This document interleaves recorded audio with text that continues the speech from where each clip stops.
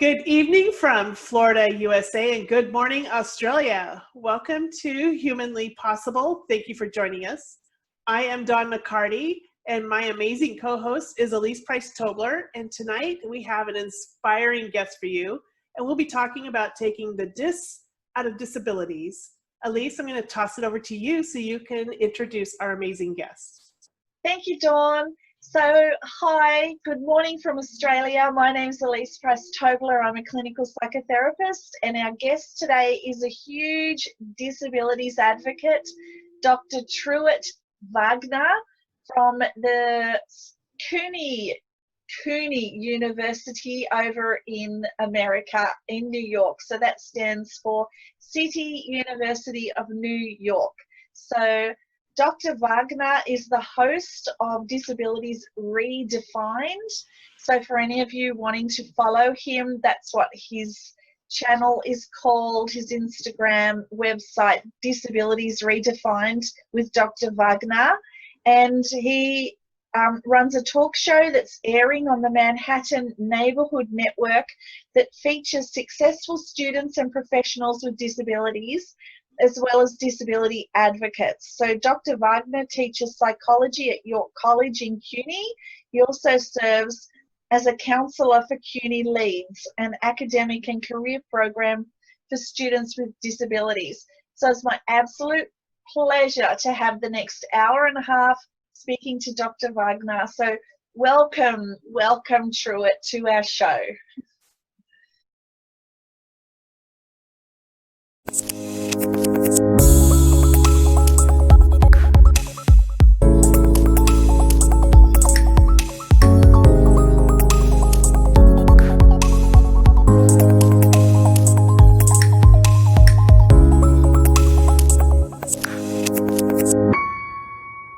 Welcome, Truett, to our show. It's wonderful to have you here, and I'm so excited because disabilities, as you know, is my major passion along with mental health. So dying to talk to you. Yes, welcome. Thank you for coming. Hello, ladies. So good to see you, Dawn. Very nice meeting you. A great conversation earlier. And Elise, it's always a pleasure. Always a pleasure to speak with you. And our communication has kept going since we first met a few years ago and you were on the show. So this is great. Thank you all so much for having me. So we've got a lot to talk about today. I've got a lot of different questions that I'd like to ask you, and a lot of different things to talk about, and the whole show is going to be around disabilities as sort of the undercurrent. And I know that you've got a new project that you're working on with a very famous model, and you've got a big production going, and that was sort of the first thing that I would like to talk about, because we need to get people on the screen. We need to see people with disabilities. We need to really put them in the light. And I wondered if you could tell us a little bit about that amazing project that you're doing and what's it called, so people can have a look at it. Well, there is already a project that is out now. Let's start with that one and get a timeline going here. Okay, sure. We have actually two projects I'm very happy to talk about. We did a documentary about maybe a year and a half ago. I'm very, very proud of this documentary. It is called Nothing is Missing: Models, Athletes, and Artists. And what we did is that we got together first and foremost with students on the City University of New York campuses. Now, whenever going forward, I'm just going to say CUNY campuses, and to understand the situation of that. The City University of New York is a great place to work, and we have collectively 20 plus campuses throughout the 5 boroughs here in New York City. So for example, York College, where I work, there's Hunter College, Baruch, Queens College. And my job, I am a leads specialist, linking employment, academic, and disability services. I love my job. In a nutshell, I am the career advisor in the Center for Students with Disabilities. And I'm all about careers. I think they are a very strong part of people's lives. Oh, yeah. Absolutely. So what we did was, it was a project that had multiple hybrids. one of the campuses, their disability office, I got together with them first and foremost and pitched the idea. And I said, why don't we let's offer for New York models and athletes an exhibition, a photo exhibition. And I said, what we can do is that we can have photo sessions, fashion photo sessions with the people in the documentary. And we had Jaleesa Graham, Matthew Lynch, Rudy Garcia Tolson, very well-known Paralympian. Jaleesa is the one I think that you're referring to, the top model. Yes, she's beautiful. Oh my goodness. Yes, oh, regularly stunning. Regularly on the cat, and very nice. I love Jaleesa. So what we did is that we got these very successful amputees together, as in the title, Nothing is Missing, models, athletes, and artists. And we had photo sessions in which we filmed the photo sessions. And then we had interviews with each one to get to know them. And then we compiled the interviews in a documentary, a nice, very chic and stylish documentary. But we also put the photos in the gallery at Queens College. And the artist aspect, people often ask, well, where does the artist come in? And I'm like, well, first of all, watch the documentary. Okay, so do that. But there is a superhero in Switzerland, and he is Bionic Man. And he is an amputee. He is the only superhero who is an amputee. And he has actually been on the show. So I know him, and he will be on the show next week because we also keep in touch, and he's been on the show, and it's time for him to come back and visit us one more time.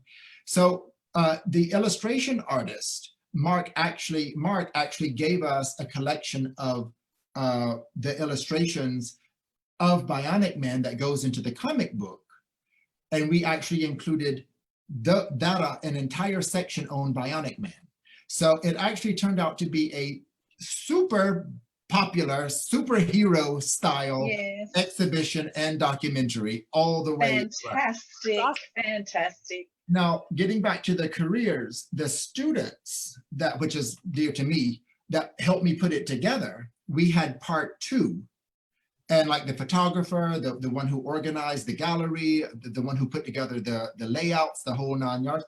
Then we interviewed them as far as their part, and they also were disabled.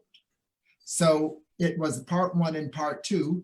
The first part dealt with I guess you could say, the flash and media. The second part dealt with behind the scenes.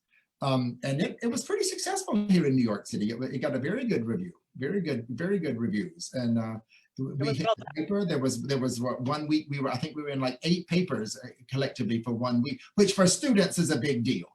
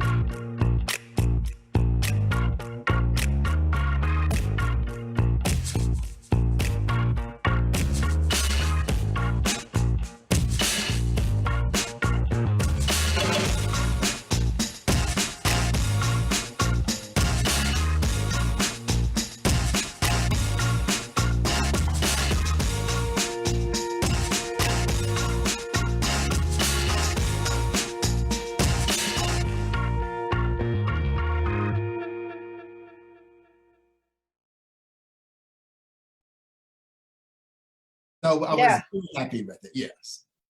Wow. No, we've always got projects going on. You know, we do have another project coming up. For example, I don't want to speak too much now, but we do have projects going on with a dressage rider, the horseback ride. You know, we're involving that. We have projects coming up with a dancer, a disabled dancer, which will probably be on the same lines as that. We actually, before the quarantine hit, had another shoot with a model who has Down syndrome. That unfortunately has not been aired yet because the file is still at the TV studio, which is not open. So yes, at least we always are working with models. We always got something flashy and glamorous going on.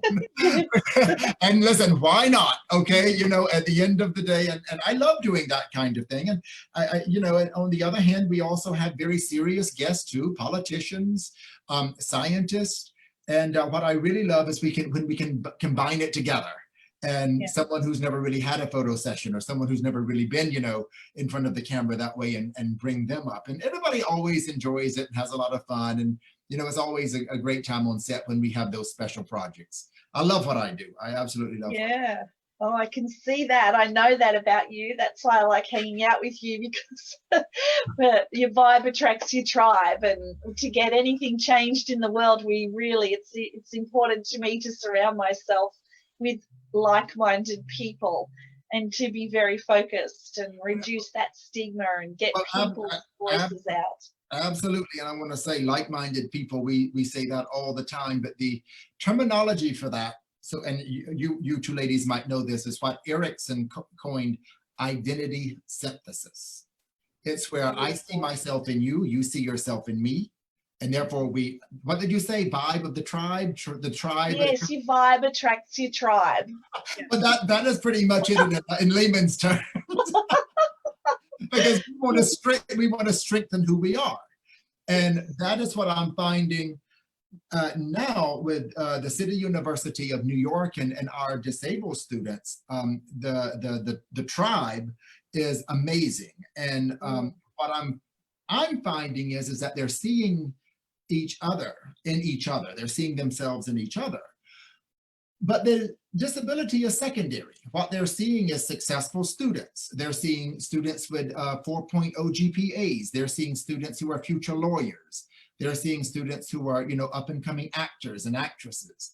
And that is their tribe of being successful. And it was just to throw this in, it was very encouraging.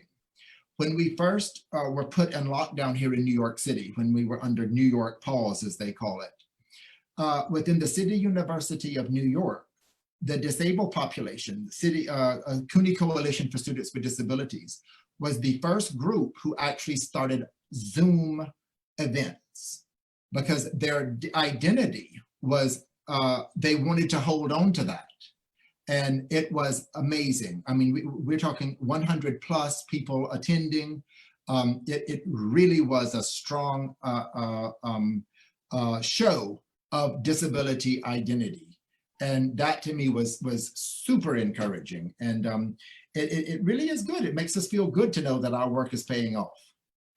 It was a wonderful thing. I was out there and I actually just posted it in a chat room, or in the chat for us, the part 1 of the video with Nothing Missing, so that other people can understand what you're referring to, because I think they really need to see it. It's really inspiring videos. So well done.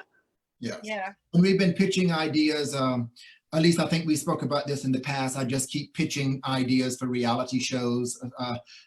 You know, I'm just doing a lot of that kind of thing, because I believe that we need, and I think we can all agree on this, the more exposure we have, the more normalization we will experience of marginalized subgroups.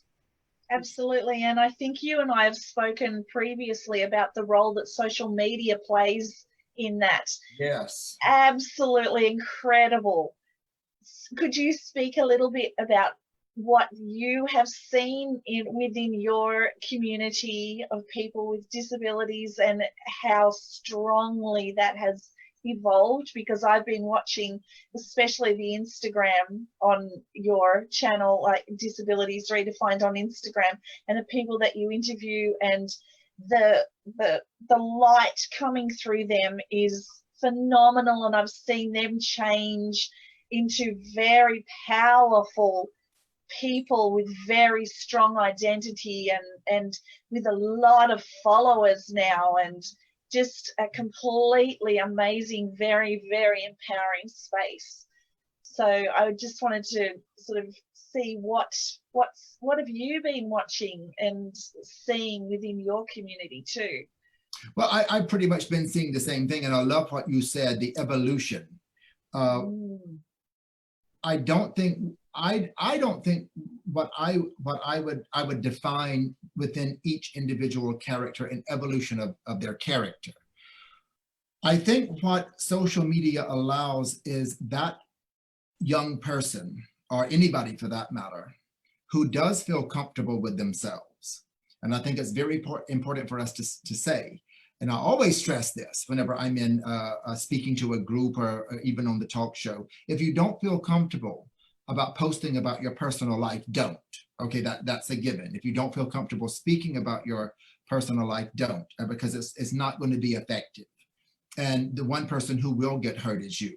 However, for those people who are very confident, whether you're disabled or not, with their artwork, or with their ability to sing, or with their sports abilities, or whatever it is, and they do want to share that, I think that what that does is, as I just stated, they will attract the tribe, the vibe of the tribe. And again, it will be their abilities that will be seen and appreciated. Yeah. So in that respect, it's more so what we always say, sharing is caring. And I think that it allows people to share their abilities that they otherwise would not have. And that is very, very, very important for our self-esteem, for our self-efficacy, for our overall confidence, which then leads us into branching out of social media, back on the university setting, looking at job. Is very empowering. But it's not empowering because, or it's not an inspiration because they are disabled. It's just a great thing that they do, and the talent is looked at because of the talent. And that is really what I am starting to see, a pushback from the disabled population of people telling them, you're such an inspiration. Because somebody in a wheelchair goes to college, that's an inspiration. Everybody should go to college, okay? Yes. You get a 4.0, whether you're in a wheelchair or not. I mean, come on, getting a 4.0 is a great thing. So again, it's almost that the social media allows people to share that part of their identity, if not their entire identity, that they want people to see and appreciate. And it's exciting. It's very, very exciting. And it's done, you know, we do have our drawbacks with social media. Nobody is pushing, you know, all of this. I don't even want to go there right now with what's going on in America. Okay. But at the end of the day, as within the disabled population, it has been it's been very positive, a huge factor to boost the disabled population. Yeah, and a lot of your interviews I actually use in my work. So for anyone watching, I'm a clinical psychotherapist, so I see people face to face who have disabilities, mental health challenges, whatever, general community. But I'll often, especially if I have somebody who's really struggling with identity and haven't had a lot of exposure to other people who have really found themselves, I'll show them a lot of your stuff. And I'll say, look what this person's doing. Like, I actually used one in your interviews the other day with a girl who goes by the handle of Schizophrenic New York, who does, who makes her clothing range and speaks to the general public as well about what it's like to have lived experience of schizophrenia. And I actually showed that to one of my people who I work with, and he is like, oh my God, she's so cool, you know, because he spends a lot of time in his own sort of head and space, and having to cope with the stigma coming towards him from the general public. And she's out there loud and proud. And I think when I show these videos to other people who may not be in that space, but it gives them, oh my gosh, you know, this changes things for me internally. Maybe it's not just my perspective. Maybe, okay, I'm hearing some other stuff out there in the general community, but hang on, there's another perspective coming in here of people who are really out there saying, I am amazing as well. I have all of these things going on with me and all these challenges, but hello, I'm also doing all of these things as well. So I'm about that too. Well, that dissolves those barriers or obstacles that sometimes we put in our way.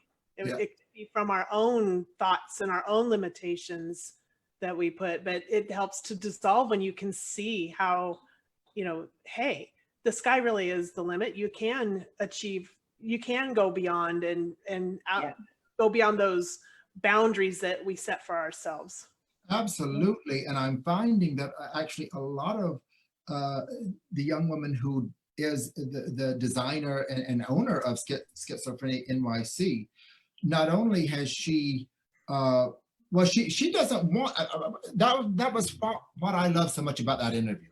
She does not want to dissolve the barriers. She wants the barriers to be part of her and let everybody see she overcame them. This as a winner, I'm a winner, and I want to share that. And without being my diagnosis, I would not be who I am. Yeah, and beautifully said. That is where we need storytelling. It is a powerful, powerful tool. And getting back to, as I said, the ability, she has turned her diagnosis holistically into part of her identity that has become very, very positive. And also cool and hip and trendy and all of the above with her, you know, I was just out in Los Angeles, and my two best friends actually modeled her shirts under the Hollywood sign. And yeah, we had a great time out there. So it was a lot of fun, but I love her t-shirt line. She's wonderful. So yeah, I will continue to work with her. Yeah. I love how she says that, and that she wants it to remain as part of who she is. Because Elise and I, it may not be a disability, but we have lived experiences that we've had to break through some of our own barriers from our childhood. And even though those were hard to break through, they are part of who we are. They're the reason why we are strong. They're the reason why we are persistent and why we never stopped becoming who we are today. We're strong, we're dynamic, and we're here. And I think she has the exact mentality, thinking about that going forward. It's the best thing ever. Absolutely. Absolutely. And we do, and again, I think we said this before we started. We I don't want to give too many of your little behind the scenes, but you brought me in a little early. We had a conversation, and it was a great conversation. And we actually said that, paraphrasing, but before we can before the people we're trying to help, I don't want to use the word patients because I don't do mental health counseling anymore, but before the students I'm trying to help, I always let them know you have to talk it over with yourself. And what I mean by that is you have to come to grips. I can help you with this, but that is the first barrier. Not only accept it, but like it, and then you'll want to share it. And again, I remember the beauty queen, Janera Obregon. She was the first person on TV that actually stated that she was happy because over her disability, because it allowed her to be who she is. And I remember when I did the special on the amputee athletes, the young man from Limb Possible, he actually said that if he woke up the next morning and had both of his legs, he would be very disappointed. And we made a joke about it. because we had so many great athletes on that show, and I was feeling left out. Yeah, I'm like, you guys are making me feel left out. But they were all so happy and satisfied with who they were. Yeah. That not only were they happy with it themselves, they wanted to share it with other people. And yeah. Yeah, beautiful. What a beautiful, beautiful message. I just want to put a pin in that, Truett. Well, it's all over social media, and we will continue to share it. So Yeah. Well, you know, a lot of people talk about in a lot of ways that, you know, if you're broken, or, you know, you have these conflicts, or you have these, you know, even obstacles, but we're not broken. We're not permanently broken. We have challenges, and when you rise above those, you know, we're not, when you say something's broken, we don't want to be thrown away or tossed aside. no. You know, life doesn't end. Life goes on. And I hear that they're using and empowering themselves to be the tools that other people need. Absolutely. And again, it's not, it doesn't usually happen as eloquently as you said it, but in a nutshell, yes, that is it. A lot of these great dynamic people that I interview, some of them very young, you know, still in college, are so happy with who they are, that they are allowing themselves to be that vehicle for other people. It really is a great thing. It really is. Yeah. And one of the really special young women that you have, who's a very big standout, wheelchair Rapunzel. Like, she is amazing. The work that she's doing, just reducing stigma on so many other levels, and some little, not, I don't know if controversial is the word, but just the way she's portraying herself and her just vulnerability, and showing the really amazing pictures of her and her sexuality and what that's like for her, being in her, but just being her, and what that world is like for her. She is, I've got goosebumps thinking about her work. But at least we can use the word controversial when it comes to wheelchair Rapunzel. Alex is very controversial. Okay. She was the one who allowed me to use the photograph that she, to explain the story in a nutshell. I think it was one of the Kardashian sisters, who was stunning. I mean, they're all beautiful, all those Kardashians. We can say what we want, but let's face it, they're all, you know, they're all beautiful women. There was a photograph, I believe she was in the bed in some sort of wrapped, you know, in a silk blanket and or sheet or whatever, and wheelchair Alex did her own photograph of that, and it got reported on Facebook. Yes, I remember. Yes, and again, it was like, you know, so Alex actually allowed me, me and my colleague, Professor Scheidlauer, we were actually going to present at MAPACA, the Mid-Atlantic Popular and American Culture Association. And we dissed what we had planned on doing, and we rearranged everything and based it around this pop culture image and disabilities, and how one was extremely accepted and the other one was not. And it turned out to be a very good presentation. But again, getting back to normalization. Yes. I mean, come on. Why would someone who is disabled within themselves not want to feel as sexy as a Kardashian? Right. Yeah, absolutely. What's wrong with that? You know, I mean, yes. You know, for one and not the other is a very valid question. Very valid question, and it became a somewhat heated discussion at the conference. Not with for us, but just, you know, as to why Instagram would tag that as offensive. Do you think of it as like, maybe they think that they're being exploited or made fun of, and is that why they're trying? Are they trying to protect the person that was? I mean, I don't know how that works. I do know that Alex, who Instagram named Wheelchair Rapunzel, that's not the, getting back to what Elise was trying to smooth it over, you know, do we want to use the word controversial? Yes, Alex is very controversial. We all love her for that. But at the end of the day, that's not the only time that has happened. That's happened before. But again, I don't understand if this, whether if whatever the individual decides to share, just so long as it's not obscene or you know, rude or harming them.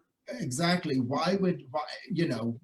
Well, she's another person that I use in my work, because I teach sex therapy as well to people with disabilities, and a lot of the people that I teach sex therapy with have Down syndrome, or they're on the spectrum of some kind. And what I find truly shocking is a lot of the time people they've never been taught about sex. So, and people have not had these conversations with them, and I've worked in this industry a long time, and it's always been a very controversial topic, whether the caregivers are okay with the person having a girlfriend, having a sexual relationship. Most of the time, my job is to talk also to the caregivers and the older brothers and parents and things about how that's actually their human right to be able to be having relationships and sexual relationships as well a lot of the time, and if they choose that. And so many people don't like that idea, and it's an area that I try and do a lot of work in, just to get people to understand it. And it's Alex, Wheelchair Rapunzel, is going a long way to normalizing that in a very stigmatized environment, because it's often the families. I've got one young person at the moment with Down syndrome who has a girlfriend, and I teach him about sex. I teach him about safe sex. I teach him about STIs. I teach him about boundaries and what's okay, what's not okay, pregnancy, everything that goes with it. And these are conversations he has never had with anybody before. And then I have other people who are completely and absolutely in relationships. They have been for a very, very long time, and they might have support workers coming in to support them both and still keep doing the cooking together and just make sure everybody's, you know, practicing great independent living skills and being able to benefit from having very full lives, which include all of the sexual parts of themselves as well, which I think is very important, and it's very important to talk about as well. That is what I that's refreshing to hear you say, that you're bringing that aspect into your practice as well as teaching. And Dawn, I know that you do some criminology. You know, so we've had reports over here that for example, if in fact, let's say someone has, you know, the way that it's so taken out of context, if someone who perhaps maybe looks somewhat, you know, developmentally challenged would actually even say something to someone on the street, how immediately it is, you know, taken into a threat or something of that nature. You know, whereas if it was, I'm just paraphrasing now myself or stereotyping myself, if it was a construction worker, you know, whistling at a blonde girl, I mean, that would not be, you know, normal. And again, at least we keep using this word normalization. I mean, if you're a human being and you've got hormones, I think it's a good idea for you to, you know, explore your sexuality. Well, I think who has the issues don't lie with the person, the individual. It lies with the person that has that stigma, the thought of, well, that's not normal. That's where that, you know, that's the thinking that we need to change. And like you said, one of the things that you have out there is removing the, you know, you're dissing the dis in disabilities. And that's very powerful. I love what that really means, and what that signifies is that everybody has abilities. Yes. We just start labeling people like, well, no, you shouldn't, or you probably wouldn't, or, you know, it's up to each individual, regardless of what their situations are. Right. Absolutely. We have programs over here now where some of my clients can actually access specially trained sex workers to come out and work within their own home with them.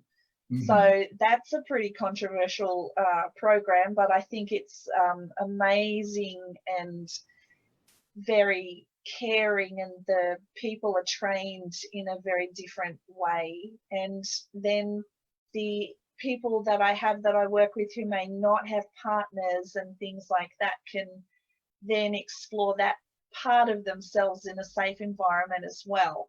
And that, you bring that up at the dinner table and see what happens. But yeah, it's that's well, listen, that's the world. The more we bring it up, the more it will be discussed, and the more it won't be as shocking. Yep. Absolutely. Absolutely. Yeah. So, getting back to, however, that at least can I throw in a question, because you hit on something that really makes me want to talk about film and TV. Yeah, go for it. Yeah, and just ask in the Australian. I would assume that a lot of your programming is coming from America. I don't know, but I know the English. Oh yes, we're little America. Yeah. We love Americans. We love Americans. Right. Yeah. But do you all have a lot of depiction in film and TV in Australia of the disabled population? Well, yes, this is another thing that I wanted to speak to you about too, because I especially films like Dustin Hoffman and Rain Man, I've heard you speak about that before, and just people who don't necessarily live with a disability playing people with a disability. And that entire sort of conversation I wanted to bring in with you. And I think I heard you also use a quote, leveling the playing field within that sort of sector. But for us, there are different programs with people with true disabilities, and you can tell when someone has a true disability versus an actor portraying someone with a disability. There's, for those of us who work in the sector, it's pretty obvious when that's taking place. So to have people with disabilities actually doing the acting is much more real. So we do have a component of that, but I would like to personally see a lot more. Yeah, I would like to see a lot more as well. And yes, you're absolutely right. I interviewed, I'm on the selection committee for the Real Abilities Film Festival. And it's a great festival. Every movie has a theme of disability in it. And what is really, really a great thing is when you have a character whose main focus is being that of a very hard, strong lawyer who just happens to be in a wheelchair. Or you know, someone who in fact could be a manipulating mother who just happens to be an amputee. We're getting there. A lot of the casting people are in fact now considering casting people who are disabled, because it does add to the film. I think so. Well, it's realistic too. I mean, it's just absolutely, yes, it's just very realistic. And again, it could, let's go there for a second. Bond films, all of the bad guys always had, you know, some kind of a cast arm or some, you know, patch or whatever. Okay, you know what, let's maybe move away from that, but we do have to give the Bond franchise credit. They were at least showing people and bringing a little liveliness to the film. Okay, the thing that I would say is that if you in fact have a role that does require someone who is blind, if I were casting it, I would probably want and search high and low to find someone, a blind actor, to play that first and foremost. The reason, because again, if you are not visually impaired, you actually can go out for numerous roles. Whereas if in fact you are, you will be limited. And for that reason, I would like to level the playing field. Now, what I always advise young actors who come to me and ask what, advice, and I don't work in show business anymore, that at least as you know, my first line of work, the only thing I've got left of that is the SAG-AFTRA card, which I'm very proud of. I am a member of the union. And some of the best photos, modeling photos we've ever seen. I mean, Truett, let's face it. Come on. They are beautiful photos. You should be very proud of them. But that was quite a few years ago. You ladies know I turned 52 this week. And the last time I did any modeling, I think I was 34. So that was quite a few years ago. But at the end of the day, I always advise young actors with disabilities, do your own thing. It is so easy to do a short. It is so easy to host a YouTube channel. It is not difficult in this day and age for you to create your own space, for you to show who you are. And especially for artists, that's crucial. Now, once you've done that and then you get your resume going, and then you can, audition and keep auditioning while you're doing your own projects. But, nothing is stopping anybody from putting together a GoFundMe campaign or anything of that nature, getting some monies and doing their own project. And you know what? Hey, for those people who are gut-wrenching, heartfelt actors, they just want to act. They just want to get out there. Those people who are artists that just need people to see their work and first and foremost express themselves on canvas. They just want to produce art. So create your own venue. Don't rely on mainstream society or that's not the way we want to think anymore. We want to think that you, like everyone else, can do your own thing. You can create your own company and you can produce your own art. And that is the great thing about being an artist. And that's a great thing about getting back to technology and social media, that you can create a short film, put it on YouTube. You know what? You never know who's going to see it and who's going to watch it. Well, so, the word you're saying that there quite often is can, that we can. Yes. That's word. You can. Yeah. So that's just my way of also telling actors who are, to just able to, do your own thing, make your own movie. Exactly. Yes. So are there any real people who you would like to speak about, who you know, who you've interviewed, who you would like other people to know about as well? I mean, you've got a lot. Yes. That's probably a big question. I think everybody who I've interviewed has been very rare.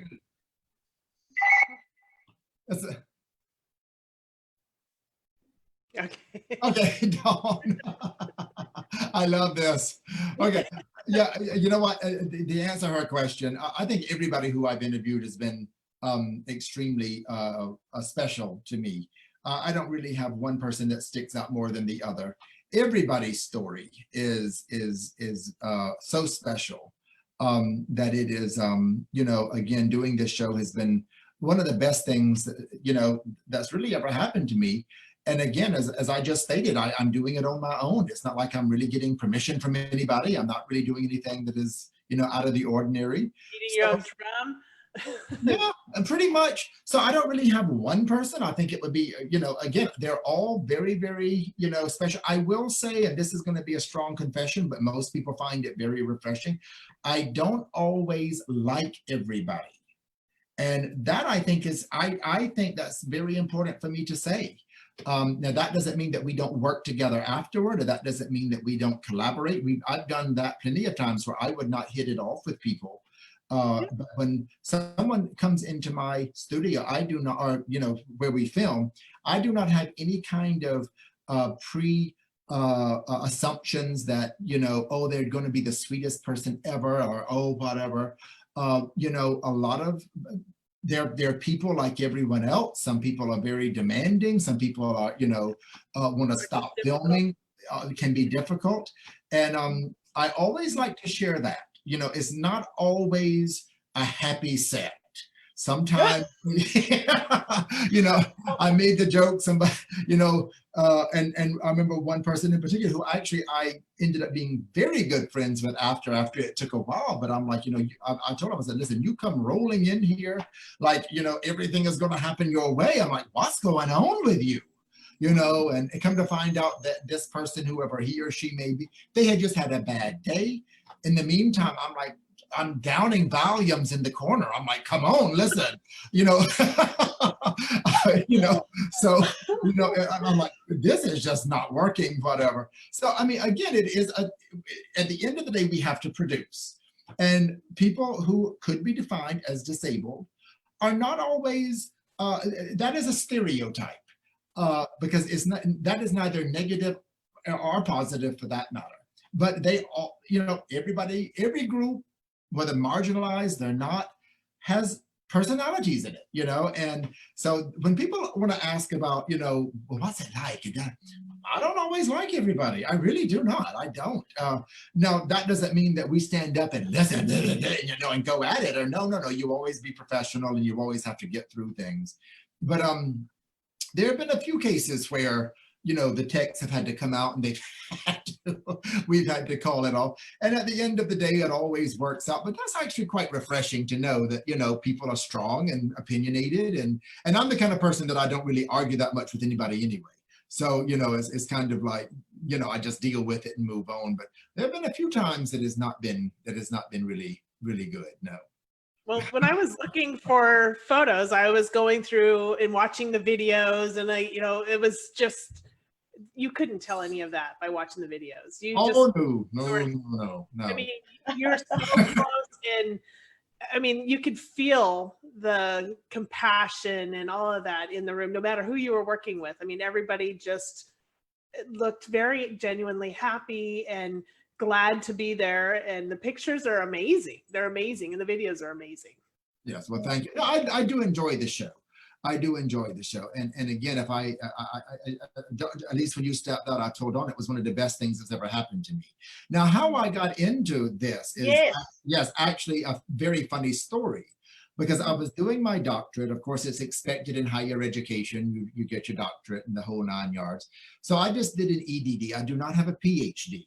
A lot of people always assume, a lot of times in the press, they'll say psychologist. I am not a psychologist. I'm not a sociologist. I'm not any word plus ist. All I have is, well, I shouldn't say all, a great degree I've got is educational doctorate in EDD.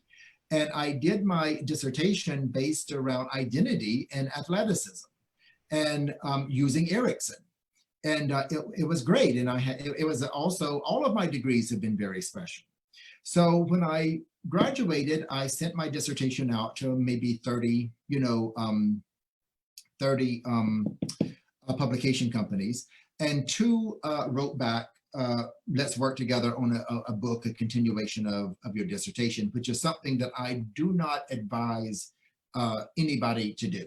When I want to say, when you finish your dissertation, put it away, leave it alone, and start on something new, because you've already spent 2 or 3 years with it already. Okay, and that was the mistake. So then here I go thinking, oh great, I've got this great book deal and and blah, blah, blah. So here I go, and I'm about 6 months later, I'm like, you know what, nothing really has changed. I'm really doing the same thing I had done already. I was actually cheating and calling on some of the athletes that I had already interviewed, and going back and not really taking it as serious. And then the editor was actually liking it okay. 2 weeks before it went into national review, he left the company. So it was thrown across another editor's desk who knew nothing really about it. And I asked her, I said, you know what, do you want to give us 6 months so we can maybe work on some things with it? And she was like, no, let's just send it out now. His notes look very good on you, and I feel confident that what he wrote is gonna stand. The reviews came back not very good. Of course, she's not vested in it. She could care less. So she was like, you know, unfortunately, we can't take it, but maybe another publication company might snatch it up. That was her exact words. And I'm like, well, thank you very much. It's been a great experience, and went on about my business. Shoo! Oh my God. When that happened, I was so happy. I literally told, I mean, because a lot of people were like, but wait a second, Truett, there was another company also interested, go to that one. And I'm like, I'm done with the scholarship. So I got busy, and that's when I formed the show. I had wanted to get back into media at some point in my life, in front of the camera at some point in my life. I had kind of missed it. And of course, working in academia, I didn't want it to be a reflection of what I was working on at the time. And I did want to continue on helping the disabled population, because I've been doing that for quite a few years now. Why wouldn't I? Had nothing else. I mean, it's part of who I am now. So at the end of the day, I talked it over with a few close friends, and there you go. And I went to MNN, Manhattan Neighborhood Network, and about 5 months later, we were doing the show. I also got busy with Simon & Schuster, their division Archway, and wrote my first children's book, putting my second children's book together now. So I actually got into this, I guess you could say, in a roundabout way. But the worst thing that could have happened was that book got good reviews, because by the time by the time I was finished, I was so over it. I was so tired of it. So now I'm more doing exactly what I love to do, more creative work, not hemmed down to the scholarly stuff. I do still take courses from time to time just to freshen up on things. I like taking courses within the City University of New York, especially those who are specific to disabilities. But, you know, as far as the show, that's how I ended up doing the show. It was a very good decision, and I don't have any plans of, you know, doing any changing. I don't even think I want to move forward with the show even. I think I like it here in New York. You know, I mean, I do pitch ideas sometime to the Discovery Channel, if they would pick up some of the ideas. You know, I would like that, but that does not mean that I would leave what I'm doing, you know, here in New York City with Manhattan Neighborhood Network. So that's how I got into got into the show, and it's been a great experience. It really has been. Yeah. So do you have any questions, Dawn? Because I feel like I'm talking a lot myself here, and just wanted to know if I'm sort of overtaking anything you might like to be saying, or. No, there's just been a couple of comments about great messages about the inclusion, exposure, and acceptance are keys to having an exclusive society. That's from Alexandria Wang. And then she also says that for the point about being normal, what is normal? Yeah, totally. So we all have our own way of living. Love the point about the dis in disabilities. So I do really like that. And one of the things I wanted to say is I wanted to talk to you about the children's book that you wrote, and what it really is about. And is it for children with disabilities and that kind of stuff? Could you share a little bit? Yes, I'm glad you asked that. The children's book is Aqua Blue Visions of a Swimmer. It's out, it's everywhere. All you have to do is Google it, Aqua Blue Visions of a Swimmer. I'm working on the second children's book with the same illustrator. The second children's book, which will hopefully be out this year, is Flowers, Basketball, and Horses. That's the title. And I've given it that kind of quirky title because I really don't want people to know what it's about until they read it. But the first children's book is based on the life of a swimmer, and a swimmer who actually has an operation, who leaves her partially paralyzed. And her identity had always been that of a swimmer. And after the operation, she goes through a period, and she's only very young, but she goes through a period of sadness because, of course, you know, and it's based on a real person. She herself said in an interview, well, of course, nobody wants to be paralyzed. However, you know, at the end of it all, when she gets back into the water, she begins to feel happier, and she begins to feel more like herself. And then from there, she goes and she's swimming, and she's got her friends back together, and it becomes a very, very positive life. primarily because she is a swimmer. You know, again, the book is primarily for first graders. I'm calling it a children's book. There's a lot more, you know, wording than you would find in, let's say, someone, you know, 1 or 2 or 3. So it's a book that a first grade teacher could have a wonderful read with, and also possibly the students who are just learning to read could read it on their own. Yeah. So, you know, it is, but it's also a message to parents. You know, when I started the show, I kind of wanted the show to be kind of like a MTV kind of thing for disabled college students. And to be honest, that's not the response I get. I get more questions, and I get more feedback and more inquiries from parents of students who are disabled. That was not my intention. That was not what I had planned, but that's just the way that it has turned out. I don't have a problem with it. I'm actually very happy. So again, in putting this children's book together, I kind of kept that in the back of my mind, as I am doing with this children's book, the second children's book, that most of the questions coming about, you know, the guests and that kind of thing, are advice that I would give, are actually coming from parents of students and teens and children who are disabled. So the message, I think, would be,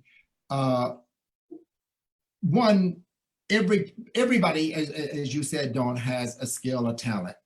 This young woman's talent was not taken away from her because of her disability. And it is very important for everybody, every child, getting back to Erickson's identity, 8 stages of identity development, to have some skill or identity aspect of identity that people can recognize.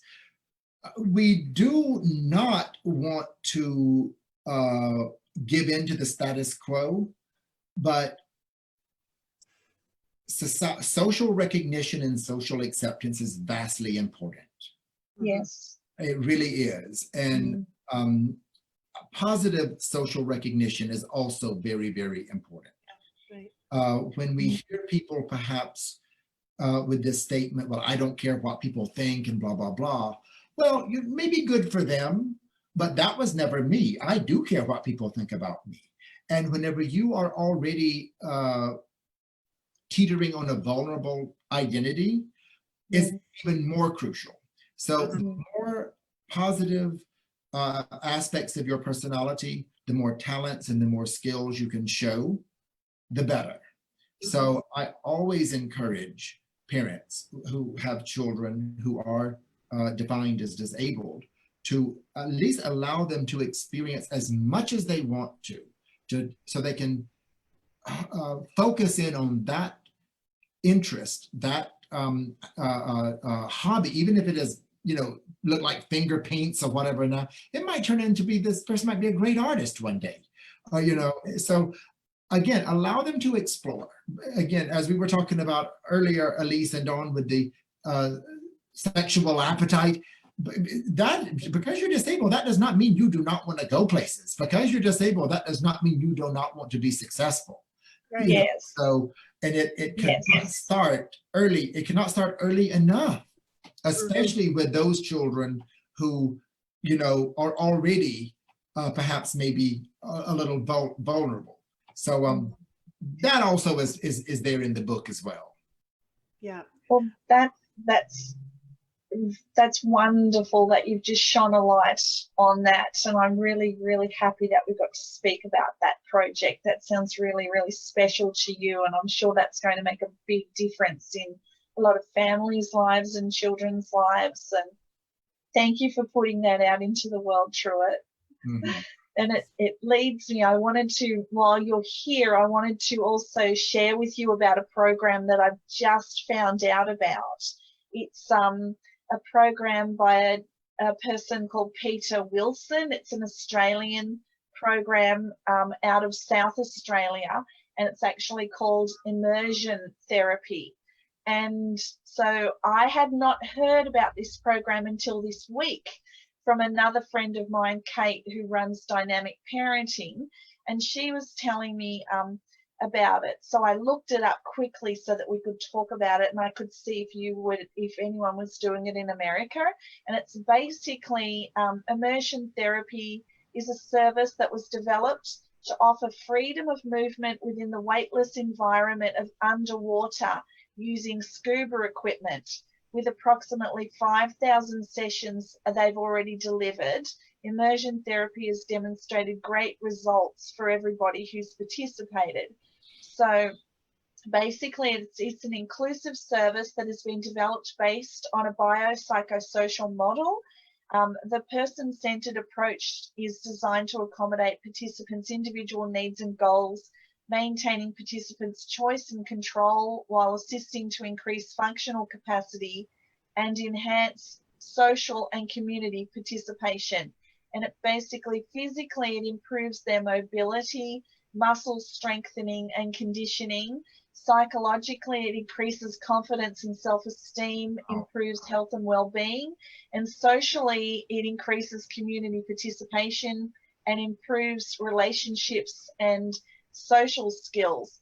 So basically, anybody who has any sort of, here we've got a list: complete and incomplete spinal cord injuries, single and multiple limb amputations, acquired brain injuries, neurobiological conditions such as cerebral palsy level 1 to 4, multiple sclerosis, stroke, autism spectrum disorder, anyone with post-traumatic stress disorder, anxiety, depression, dwarfism, soft tissue injuries, backaches, sprains, strains, workplace injuries. Basically, anybody can go along and do the underwater immersion therapy program. And I hadn't heard of it before, and I'm like jumping up and down 2 days ago when I'd heard it, so that I could bring it onto the show. Yeah. I have not heard of that, but I was writing notes as you were reading it. I will definitely check it out because it sounds great. Yeah, I think Pete has it in South Australia, and he's trying to get it right across the whole of Australia and then internationally as well. Mm-hmm. And can you imagine if we had immersion therapy in swimming pools and trainers, and anybody with any kind of anything on the list that I just read out could actually have access to that. And imagine people in wheelchairs doing immersion therapy. And if you go on YouTube and look at Determined and then the number 2, Determined 2, immersion therapy, there's lots of videos of people who basically are underneath the water, going under the hurdles and just completely buoyant and swimming around. And I was speaking to Pete this morning, and oh my goodness, he is speaking determined, I think. But I wanted to bring it on the show so that if anybody was interested in it or hadn't heard of it, which I hadn't, that maybe we could share the word about that, because I think that would really help a lot of people. Yes, I will definitely check it out, and I'll get in touch with Pete. He might want to bring it to America, so maybe I should reach out to him. Yes. Yeah. That's amazing. Yes, it is amazing. And I also wanted to speak to you too before we finish about the role of people in the workplace, because I know that this is some of the work that you do with disabilities and how important it is for mental health and for employers to be employing people with disabilities, not just tokenistic. Right. Oh, hey, I've got a person with a wheelchair up on level 5. Yay, us. No. well, you know, I mean, it has been the first President Bush did sign in American with Disabilities Act. This is the 30th anniversary this month. So we're doing a lot for that. Okay. Wow. Timing. Yeah, we have a lot of, you know, it is such we are on the crest of just about everything new right now. Yeah. We really don't know, even in academia, when we're going to go back to work or if we will even go back to a 5-day work week. We don't really know exactly how many online courses will be offered in the spring. The fall, we're probably going to stay online. I have friends who are working in corporate who are online, and they're going to stay. They're just going to stay. I mean, one of my birthday bashes was a great guy who actually, he was one of the guests, a great guy who works in IT. They're already selling offices in Atlanta and Tel Aviv because they no longer need them because people are going to be working from home. So Yeah, okay. we really are, you know, what was relevant 8 months ago might not be relevant today. This is my world. So Yes, exactly. What is relevant today might not be relevant 6 months from now. You know, if we're starting to realize, just on average, you know, we're starting to realize, I always have to laugh about this because I think way down deep, we kind of knew it all along. But we're starting to realize that, you know, a 7-hour workday, if you put your mind to it, really is a 3-hour workday. we're starting to realize that, you know, a 6-member secretarial pool is really a 2-member secretarial pool. If everybody just would do what they're supposed to do, you can, you know, come on. So well, I work in corporate America. I work in cybersecurity. I work from home. So I have all of this that's going on. And what I've noticed is, and I've done studies actually on what it takes to do a specific task and someone interrupting you. So in your workday, you're trying to get a certain amount of things done. Someone interrupts you. It takes you 20 minutes to get back to where you were into the depth that you were at to pick up and get back in. So you just spent 20 minutes of time plus the time that you were stopped to help whoever interrupted you. right. So that is true that, you know, we're there, we're present for 8 to 9 hours. But the amount of work, you know, people are walking to and from conference rooms. It seems like we're on more conference calls and meeting rooms than we are actually sitting at our desk doing some of the work. And so now that we're working from home, the cybersecurity side is, we've always wanted to do it. It's like, we have technology, we're capable of working from home. No, we need accountability. People need to be in the office, in the seats. And I always thought, why? You're spending so much money just to make sure I'm doing my job when you can do metrics and you can actually look at, you know, is the work getting done and save some money? Right. You know, spend a little money on the software program that it takes to like analyze that. But now we're forced, trust, isn't it? Yeah, it is trust. But COVID has taught us that everybody can work from home like that. Yes. Yes.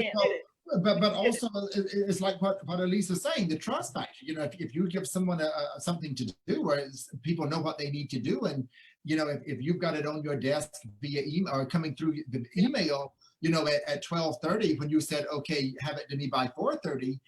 Obviously, you can put 2 and 2 together and realize, you know, you don't need to stand beside the water bottle for 25 minutes. And you hired me. Yeah, you hired me to do a job. You did a background check on me. So you're going to have to trust me.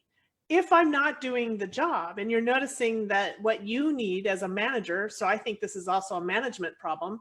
Right. If someone's not doing their job, then management has a problem. Management needs to do something to address that situation. And if they're not addressing that, then that's, you know, that's where HR needs to get involved. And then if they do address it and things still don't change, then you take action. So we can still have that kind of situation and still be working from home, which I think also helps people reduce stress because they're not having to commute when everybody else is commuting. Oh, yes. Have you been out there? That's crazy, Bill. Yes. But you live in New York. Sure. Well,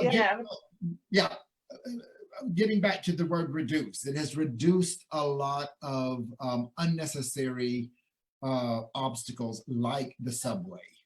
You know, it has reduced, you know, things to where students who in fact, due to an inaccessible, you know, public transportation would have to travel maybe 2.5 hours, now can just, you know, go to the computer. Now, I was speaking to one of my students yesterday. I think she might be watching and she'll know who she is. And she actually said that she missed being on campus. So at the end of the day, they do still need that social outlet. But as I said earlier, you know, we do have the city, it is here, and nobody's stopping anybody from when COVID is over to meet up at you know, the favorite restaurant or the favorite burger joint, and, you know. But again, I think really, Elise, you hit on the point. You need to hire people based on their ability, and that's it in a nutshell. Diversity, inclusion, it can add so much to the workforce. You know, that's what I think a lot of people are starting to realize. Different characters, different personalities really can add a lot to the workforce. And there have been incentives here in America, you know, governmental incentives for tax breaks, governmental to employ people, you know, with disabilities, because especially at the City University of New York, with LEADS, the program I'm on, there's been a big increase of graduates and placement. So, you know, no longer are these very well qualified people, you know, actually living off the government. Now they're working and being productive. So that is really what's going on. That's really what's going on right now. Yes. Well, I wanted to show you this, because I've worked in disability employment and specialist mental health disability employment for a long time, and I used to manage a lot of the programs. That's one of our manuals from just making sure that. Pardon? Did you break your keyboard when you set that down? I heard a big crunch. Oh yeah, it's pretty big, but it's a very big passion of mine. All people within our communities, no matter what's happening for them, it's extremely important that they feel a part of society. And there are a lot of people out there working to try and sort of join the links between people who want to work no matter what's happening within them, disability wise or not. And I can tell you now, some people who just are trucking along, it's that before you're sitting on the other side of the table with that person, and you may be the person with the disability or the mental health challenge. It can be like that time, you know. And this is what I used to say to all my staff. People don't care how much you know until they know how much you care. And it can be a blink of an eye where you could be the person sitting on the other side of that table. So, and part of having wonderful mental health and is being included in society. And to all the employers out there, please seriously have a look at the different programs that are being run. I think you run one now through your university, Truett, where you put people with disabilities in touch with employers, and then their relationships. And there's a lot of supports already in place for employers, for the people who are looking for work. I've worked with people in jobs who have intellectual disabilities, schizophrenia, all sorts of mental health challenges, depression, you name it.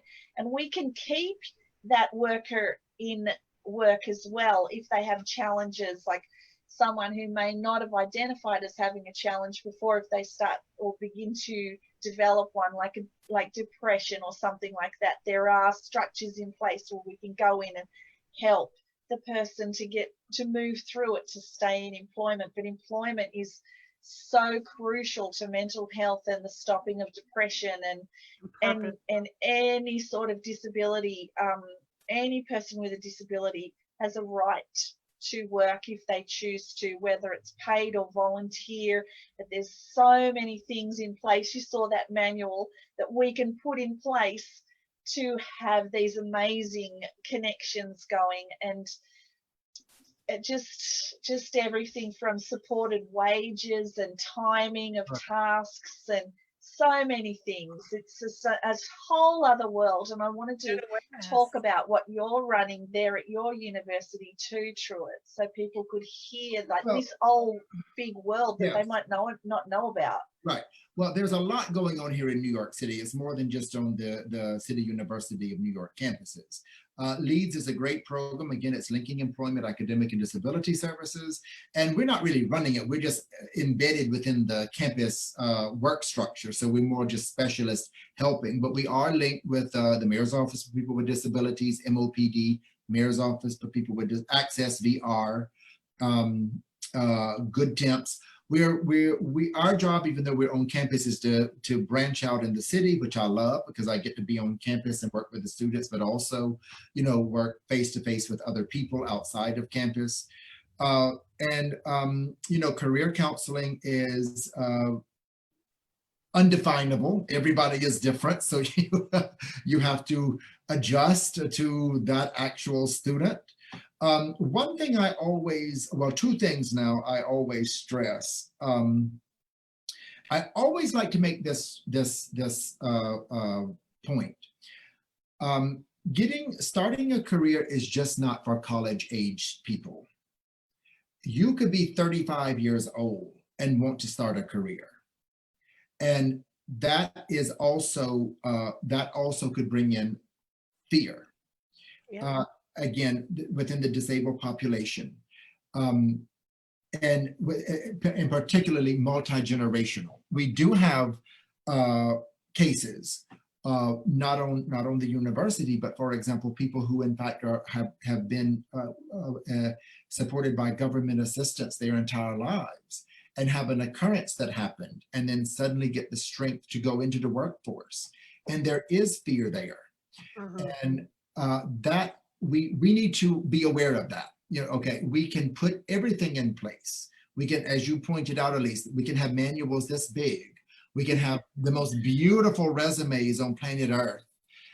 We can call everybody we know and give excellent recommendations.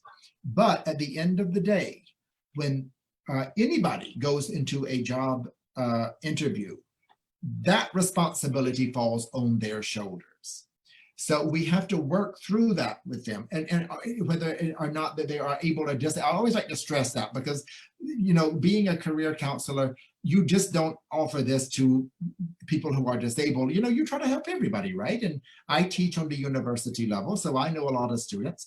And a lot of times, you know, whether the student is within the Center for Students with Disabilities or not, students are students. So this advice really can go out there for anyone. But there is a strong responsibility on anyone when it comes to finding work. There's a strong responsibility on anyone when it comes to breaking into that first career. So sometimes I have to step back and say, you know what? Now it's time for them to leave the nest and wish them well. And yes. Because again, and that's so important to state, because for those people out there who are thinking of getting into counseling, I had a big issue with this whenever I first started counseling, especially with the recovering addicts. You will have to separate to some degree your emotions. I had problems with it, which is why I didn't get into psychology, because I did have problems with that. And that's why career counseling is a little easier for me. But you will have to put the vast majority of the responsibility is on that person that we are helping get employment.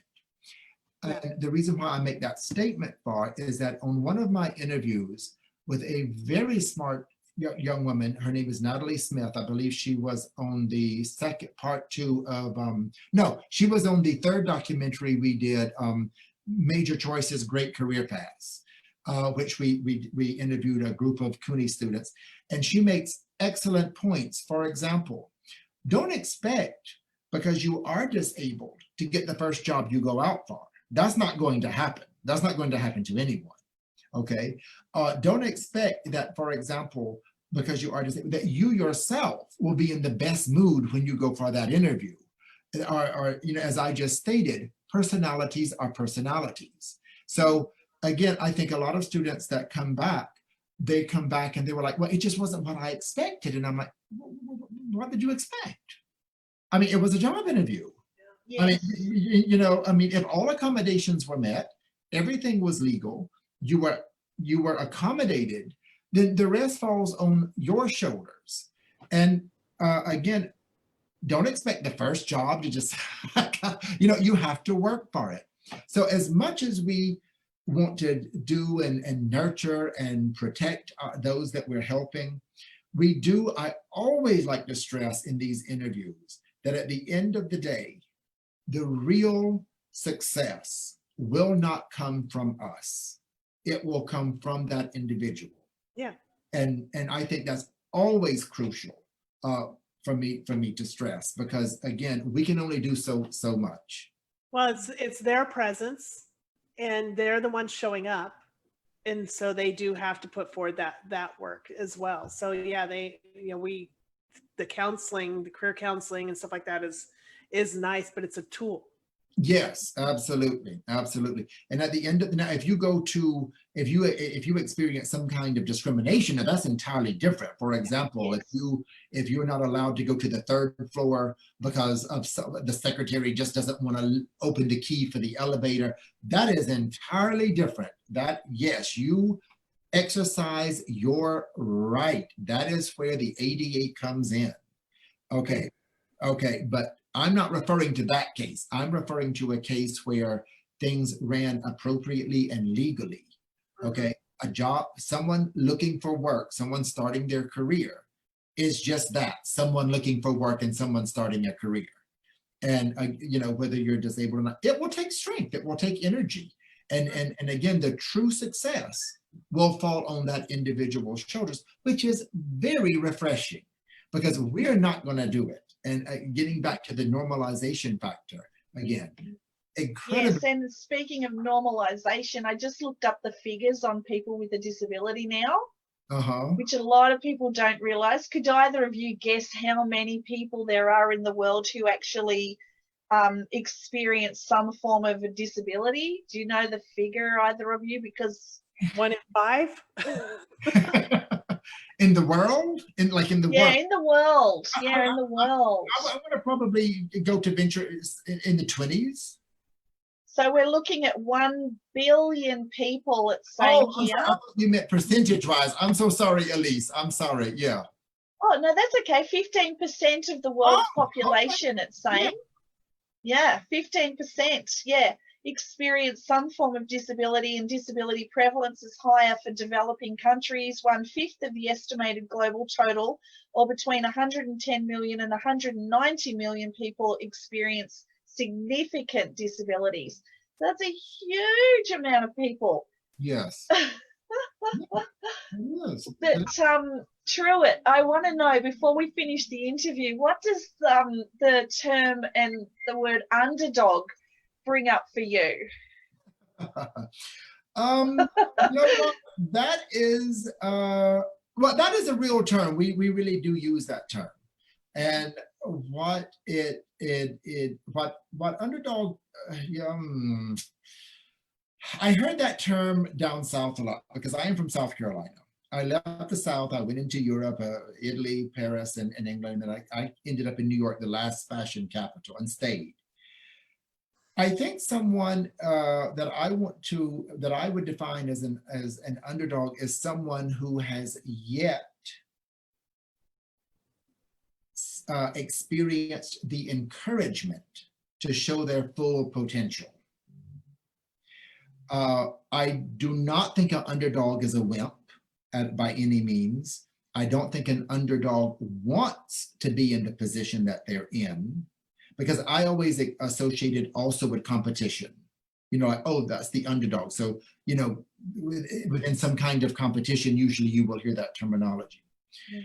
But you also have to understand that maybe these people just have not found or experienced the encouragement to find their full potential. The unknown contender. Yes, something, or the unknown skill of this person, or we need to tap into the skill of this person. Because a lot of people who are underdogs at the beginning of a race or at the beginning of a competition, they will be the ones that have been noted as the underdog, but yet win. So love that. Yes, so we do not want to in any way use that term with lazy. Lazy means lazy. That's what that means. Okay, but yes, underdog means just that. So yeah. I love it. I love the term underdog. I always love the underdog to come through and, you know, seize the day and shine. There you go. There you go. I think a lot of times, yeah, I think I associate the underdog with that person who is assumed has not going to win or not going to do well. And then, as I just said, you know, people help him tap into their potential. But at the end of the day, as always, it's going to fall right here. If the underdog is going to move himself up, it's going to come from right here. Well, we actually have a term for it here. We call it the Stephen Bradbury, because during the Olympics, I don't know if you saw it, Stephen Bradbury was a runner and he was coming last. And some of them all fell down in this big pack because they were moving so fast, and he just came out from the back, took over, and went across the line. So that's one of our colloquialisms, to do a Stephen Bradbury. So yeah. Listen, I felt like an underdog. I think I touched on this, and I know we're running out of time, but I felt like the underdog because whenever I applied for the degree, the master's degree, and what happened was that I had no experience. I kind of went through a period and I would get a degree, go work in fashion, get a degree, go work in. So I would get these degrees, but I would never really use them.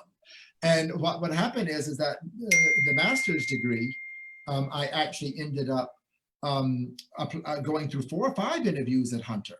And I think a few friends of mine, one of which was a lawyer, said, well, Truett, if they're interviewing you all this time, you've got a space. They just probably are trying to find where to put you.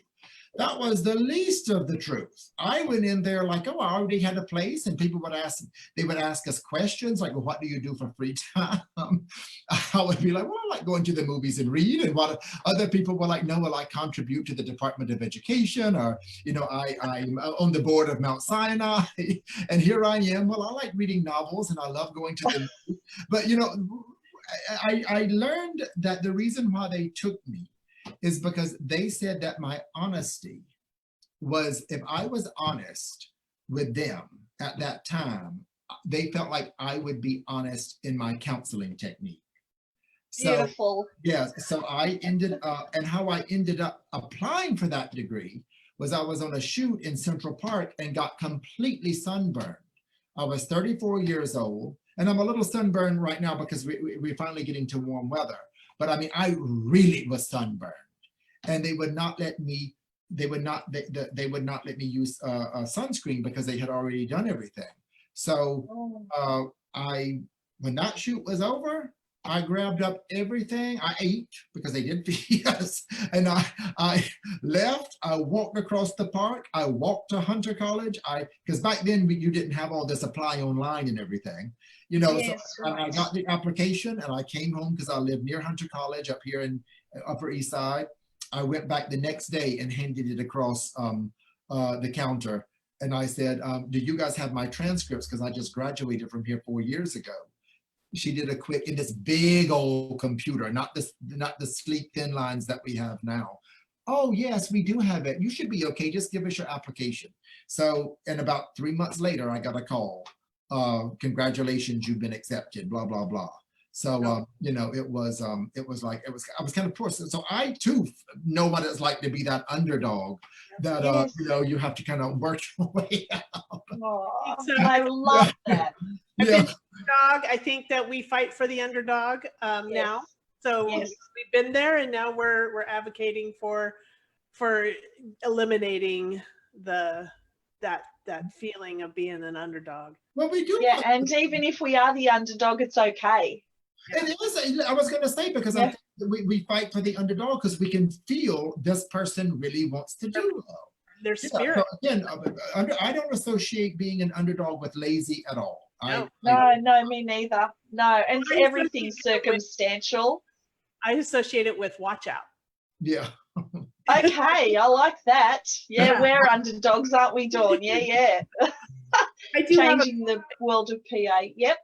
Exactly. I have a question that's kind of taken us back into our conversation earlier. So hopefully it's not too far out of context, but I want to talk about, you mentioned identity crisis and a couple other things. So talk to me about what invisibility is, being invisible. What does that mean to you and to people that you've worked with?